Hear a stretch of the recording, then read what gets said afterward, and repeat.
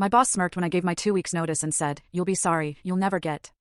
I tried to be the good son, the peacemaker, for decades. But the moment my own brother started stealing my words, my achievements, to build his fake empire, I knew I had a choice: disappear, or finally fight back. I was 28, and walking away felt like cutting off a limb. Not from my job, not entirely, but from this suffocating family dynamic that had been a weight on my chest my whole adult life. For years, I was Liam, the oldest son who just wanted to keep the peace, be the responsible one, always showing up for everyone else, even when no one seemed to show up for me. You know the type. I had a decent job, mid-sized tech firm. Stable, solid pay, a dangling carrot of growth that kept you loyal while slowly draining your soul. I probably would have stayed, kept grinding, kept playing their game, if one single conversation hadn't flipped my entire world upside down. But to truly get it, to understand why that moment hit so hard, you need to understand where I came from. My family was all about appearances. My dad, a small-town lawyer, always sharp, a firm handshake, a story ready. My mom, hosting book clubs with wine that cost more than our weekly groceries, just to impress her friends. And then there was Caleb, my younger brother. Golden boy, family favorite, a professional gaslighter in a varsity jacket. Caleb was 3 years younger, but from high school on, the world revolved around him.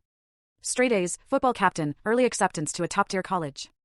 I was the quiet one, average grades, good at fixing things, but mostly just invisible. When I landed my first job out of college, my parents barely acknowledged it. But when Caleb got an internship at some startup with a ping-pong table and an edgy name, my mom threw a dinner party. It wasn't outright cruelty, not at first. Just these little cuts. My dad introducing Caleb to colleagues as the real star.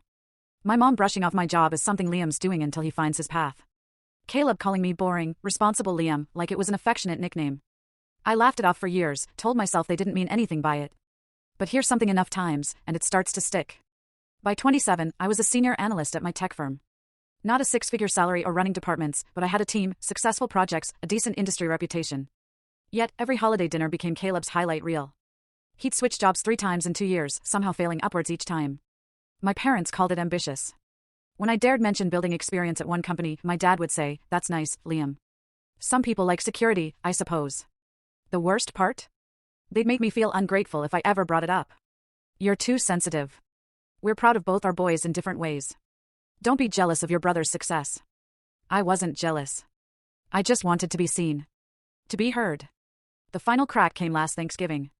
We were all at my parents' house, me, Caleb, his new girlfriend, Chloe, some influencer with a 3-word name, and our parents. I just wrapped a massive product launch at work, months of planning, landed as a new client. I was proud. Genuinely proud. So, I mentioned it at dinner, casually, hoping for something, anything, other than silence. Instead, don't miss the twist bottom left, full story.